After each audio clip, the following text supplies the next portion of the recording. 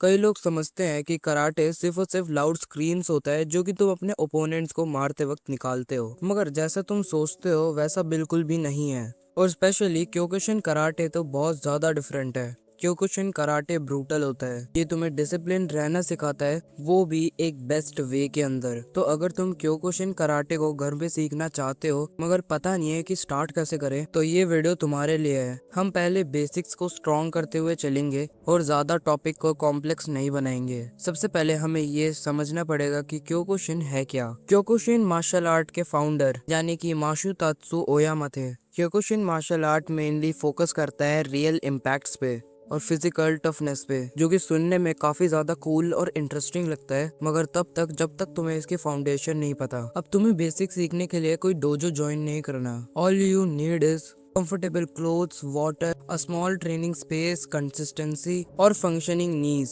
अब तुम्हें इस मार्शल आर्ट की जर्नी में वार्म अप को स्किप नहीं करना। अब मैं तुम्हें कुछ वार्म अप्स बता देता हूँ जिससे तुम अपनी वार्म अप की प्रैक्टिस कर सको। अब जैसे कि तुम्हें करना है 30 jumping jacks, arm circles, hip rotation, neck rotation, high knees for 30 seconds and lastly light stretching. तुम्हें इसके ऊपर 5 से 10 मिनट तो स्पेंड करने हैं। अब ये पॉइंट तुम भूल कर भी मिस नहीं कर सकते, जो कि है बेसिक स्टैंस।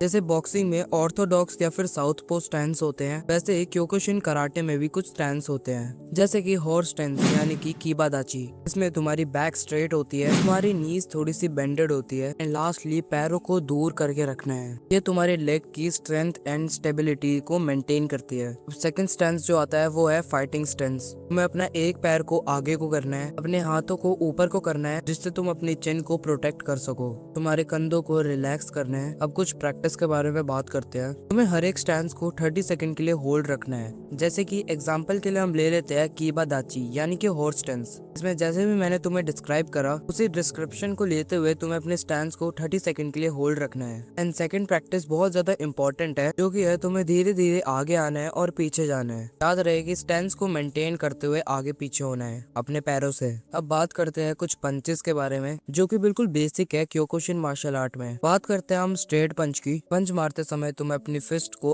आखिरी तक घुमाना है। सिर्फ अपने हाथों से नहीं, अपनी बैक और हिप्स से भी थोड़ा पावर जनरेट करो, जिससे तुम्हारा पंच और ज्यादा इफेक्टिव लगेगा। अब प्रैक्टिस के लिए बात करते हैं। तुम्हें दोनों हाथों से पंच मारना है कम से कम 50 रैप्स में। स्पीड से ज्यादा फॉर्म पे ध्यान रखना है। बात करते हैं अपर ब्लॉक और डाउन ब्लॉक की। क्योकुशिन बस अटैक पर ही फोकस नहीं करता, डिफेंस भी इम्पोर्टेंट है सीखने के लिए। इसमें टोटल 3 ब्लॉक होते हैं, upper block, down block and inside block. सबसे पहले धीरे धीरे टेक्निक को सीखना है और स्पीड बाद में अपने आप आ जाएगी। वेल, इसी के साथ खत्म होता है part 1। I hope you like it and I hope part 2 जल्दी आ जाएगा। बाकी लास्ट में मैं यही कहूंगा कि सब्सक्राइब कर लेना, कहीं मैं खो ना जाऊं, या तो शायद हमारी आखिरी मुलाकात थी।